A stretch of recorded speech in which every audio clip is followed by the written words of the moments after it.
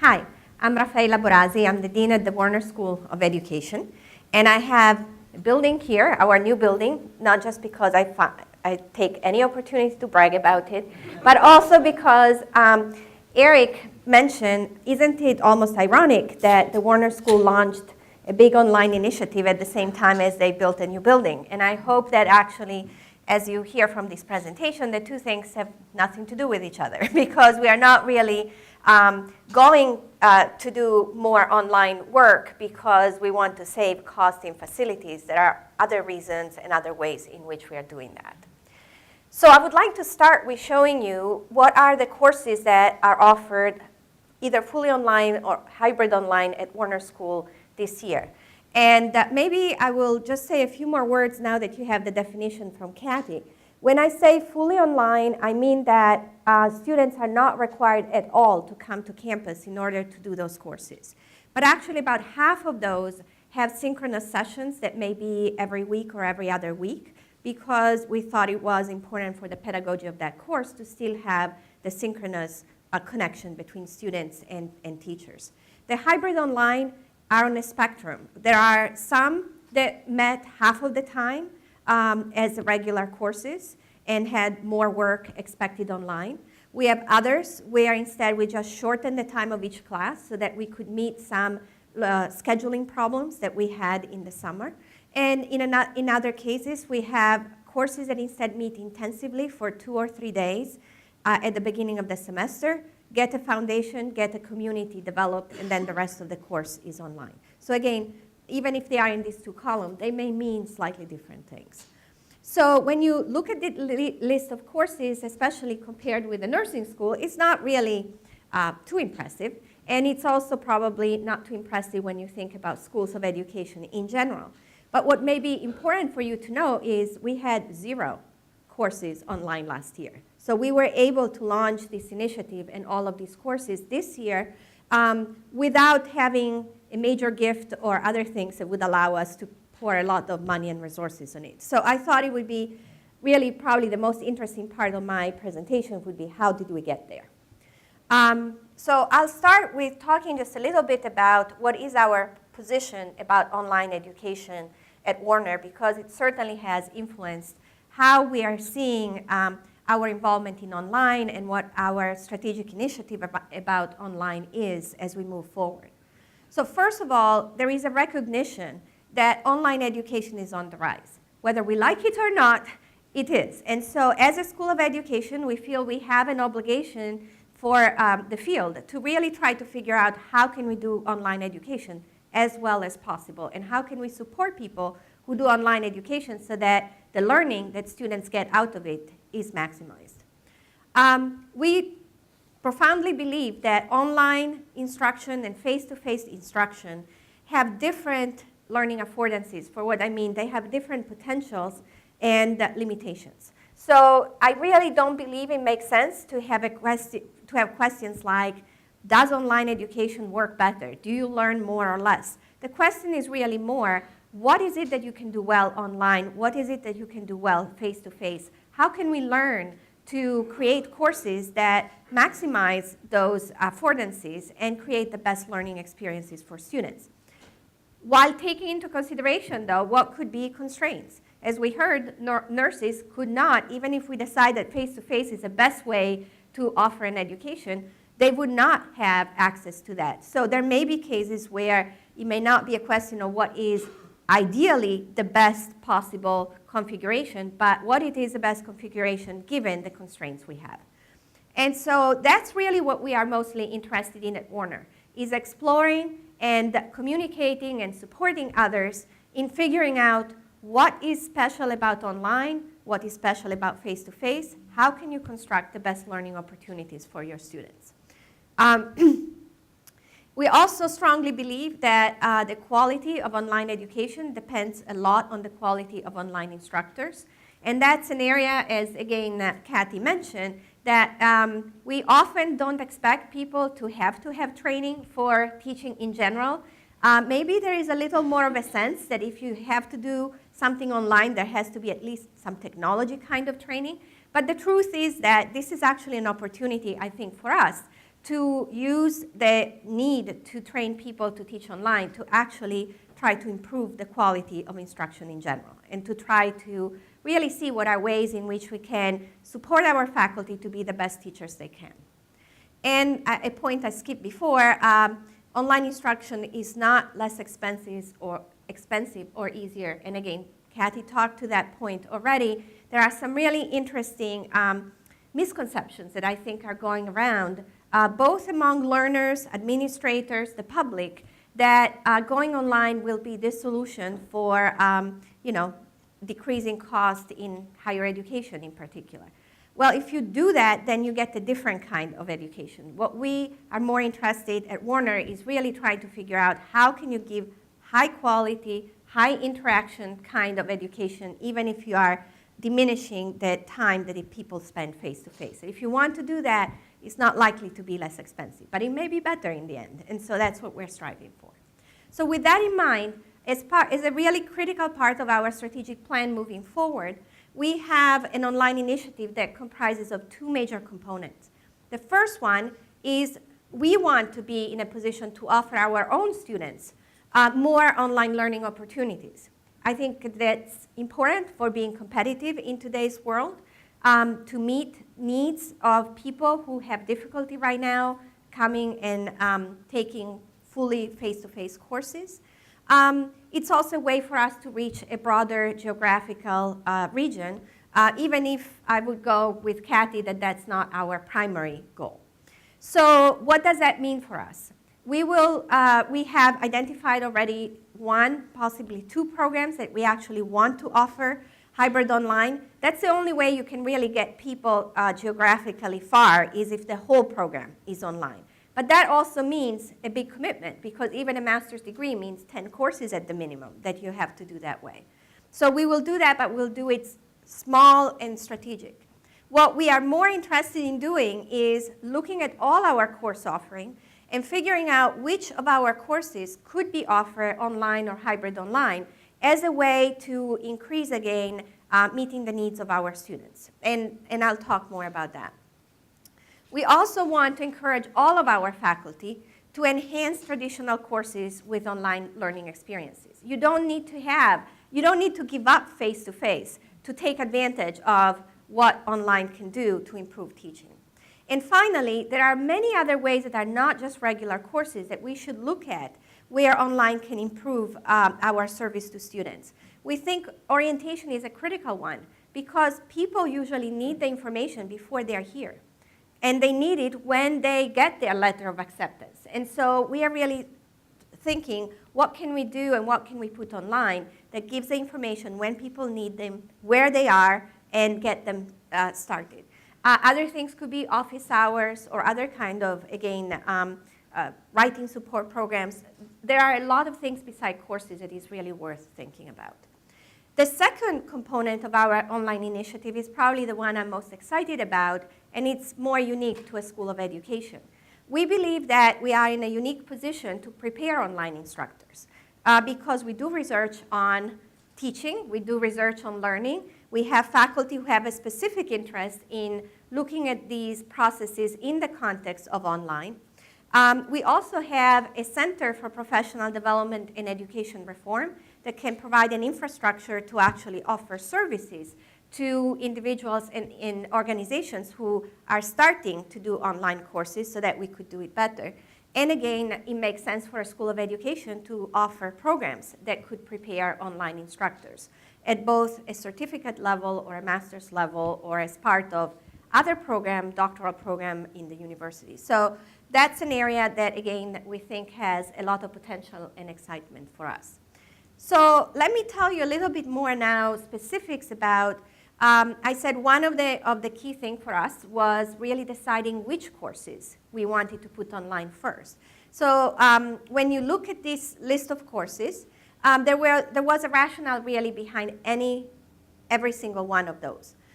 Most of them are courses that are actually electives and cut across many of our programs. We thought if we put effort in changing some courses to be online, because we think that it can serve students that may one semester not be able to attend because of illness, pregnancy, a special assignment job, or whatever, it would be useful to have courses that, again, cut across various programs.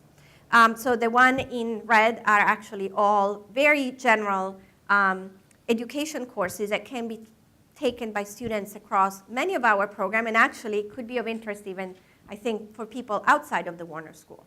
The one in green instead are research method courses that many people in different programs take, and so we have multiple offerings.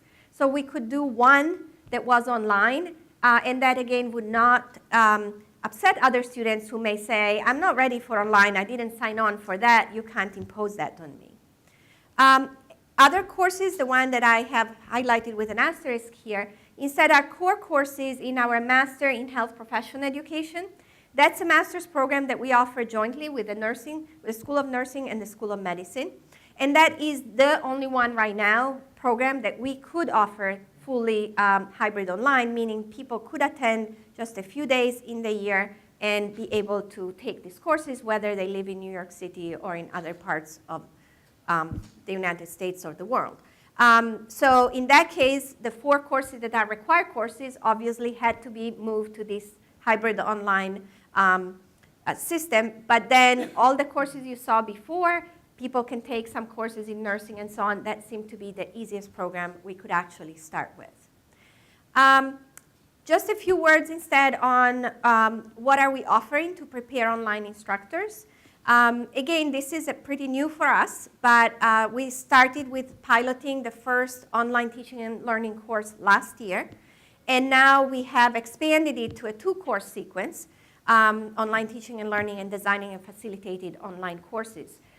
This sequence of 2 courses has been designed for anyone who is interested in teaching online, not just Warner students. And in fact, it's fascinating that we have a person from music, we have a number of people from the medical center, we have a couple of people that are actually doing training in industry and using online there. So it's a very diverse and interesting group of people. So we purposefully designed the first course to be hybrid online, where people more than half of the time meet face-to-face, but there are a lot of classes substituted with different ways of interacting online, so that we are sort of gradually getting people to appreciate as learner, to experience as learner what that means. Designing and facilitating online courses will instead be offered fully online, because again, we want to give that experience to people who actually will be teaching online, to have also an experience of a fully online course in their program. People could just take those 2 courses or even just take the first course, but if they want to get some kind of credential, we have just started a certificate, which means it's just Warner issued, it's not registered with the state or whatever, but which involves 2 additional courses about teaching and technology that could be relevant to the person area. We are very open about what those courses could be, because we recognize that there could be courses about teaching offered in the nursing school, the School of Music. People may transfer those courses in from other kind of programs. And the last thing in the certificate would be a supervised practicum, where students will be either apprenticing, co-teaching with some of us in an online course, or if they are already teaching an online course, they will have some kind of mentorship and overseeing, so that we can, again, really help them as they practice those skills, improving them. And we have a master's degree under design that will pretty much be the certificate and a number of electives and other research method courses or requirements that are common to all of our master's degree. I forgot to mention it before, but one interesting thing is that as we started offering these online courses, I don't think I have it here, but 4 of these courses are actually reached capacity. Just like Kathy said, we didn't want to have courses with more than 25 people, which is the same number of people that we have in our seminar courses. And so the online teaching and learning, entrepreneurial skills and motivation were actually doubled. We opened a new section in the following semester or whatever, because there were too many people and we couldn't serve them all. that's particularly interesting for the online teaching and learning because, again, that tells us that there is really a need for this kind of courses. So just a few words then to conclude in how did we make it happen so fast? In a sense, again, 14 distinct courses, 18 sections in a year may seem quite a lot. I think that in part is that, again, Warner faculty are very interested in teaching. There were people already that were doing quite a lot with online learning, but more like specific assignments in courses that were interested in expanding that. But also, I've really been very careful not to force that on anyone, but rather to use the fact that several of our doctoral students or recent doctoral graduates are interested in developing expertise in this because, honestly, it's a big thing in the job market right now. And so I've given scholarship for people to take the online teaching and learning courses, and those people have been teaching some of these new courses. And as we get the ball rolling, then other people have been more interested also among the faculty and so on. We thought it was really important to have the infrastructure support, so we hired half-time an online instructional designer, Dave Miller, who's right there. We also gave more time to the person that was already working, supporting Blackboard, to learn about Blackboard Collaborate and other things, so that she actually is playing a similar role to your production assistant. The leadership provided by Eric Fredrickson was really great because, again, despite all these things, we had never had online courses, so it was very helpful to have someone at the university level helping us think about what are issues in terms of policy, practices, and so on that you might encounter. It was important to have a support group for the people who were teaching these courses for the first time. We arranged for extra compensation for designing a course for the first time. Otherwise, again, teaching a course online is just the same as teaching a regular course, but recognizing that designing it the first time around takes a lot of time, we have an extra compensation that is equivalent to a person teaching an extra course. And last, I personally, as a dean, felt that it was very important for me to get involved in this. I've been teaching some of these courses, and I'm not a technology person. So it was very important for me to partner with Dave in terms of having the technology support. But I think that that also was important for other faculty to see if I could do it, probably they could do it too. Because as I say, I'm really technology challenged. So with that, last thing, student feedback. Again, we had midterms evaluation, we had end of the course evaluation. They were all quite positive, and I thought it might be interesting for you to actually hear from some of the students, but now I don't know how to do with the clicker, so. Because you're not technology. Yeah, because I'm not technology. So I think I can do it right here, there. right? Mm-hmm. Okay. See, you don't need help. Yeah. And my question is, did I learn this way and why? Most definitely. This was a course that actually changed my mindset, which was very different. I was very reluctant to online courses. Having a background in teaching, I always liked that face-to-face interaction. But then with the convenience of one having an instant at home, I wanted to be home. So I was like, let me try online. And it actually worked out better because when I'm in class, I'm thinking, oh my gosh, did my husband feed her? Did he fall asleep? All of these things are, it's the reality. You're always thinking like, what's going on at home? So I was able to be home and know that everything was fine. I was able to concentrate, go into my area, and focus specifically on the matter at hand, and it was wonderful. The colleagues and classmates, we're a very small, close-knit group, so you can see when people are coming in or leaving the session, and people are like, hi, Carla, hi, Molly, hi, Tom. I mean, it was just nice. In classroom settings, we don't really do that. You kind of go to your area, and there can be nights where you don't speak to any of your classmates because you go to a certain area, you look at the instructor, and you leave. So it was different and interesting, and I liked the camaraderie that we had. I learned because our professor was always available, always there to make sure that we understood what was going on. So one thing I forgot to say, all these students were in the summer course. It was a fully online and had synchronous sessions. We had 6 synchronous sessions, so that piece of context was important. Sorry, I forgot to mention it. I really wasn't interested in taking an online class. I liked going to class, even though I know my son didn't like it, but I would take just one night. And I wasn't excited about taking it. But I was pleasantly surprised, and as my question did say what was a negative for mine, in the class I took and the experience I had, I didn't even have a negative. Everything was laid out, how we had to do it, and I can honestly say when I've been in class, and I don't mean any disrespect to anyone, but you typically have 1 or 2 people that take the entire class speaking, and they monopolize it, and you only hear their voices, and to the point where you actually would like them not to participate. But online, like Mark and Carla, we were all in the class together, I would get so much feedback, and on the post, I had more relevant feedback from this class, meaningful, than I did any time in a person class. But I kind of not as excited about going to a class now. That's how positive it was, and how much feedback I got, sincere. And you could tell that it was thoughtful feedback, unlike in a class where someone just says something and then another person just takes it back over.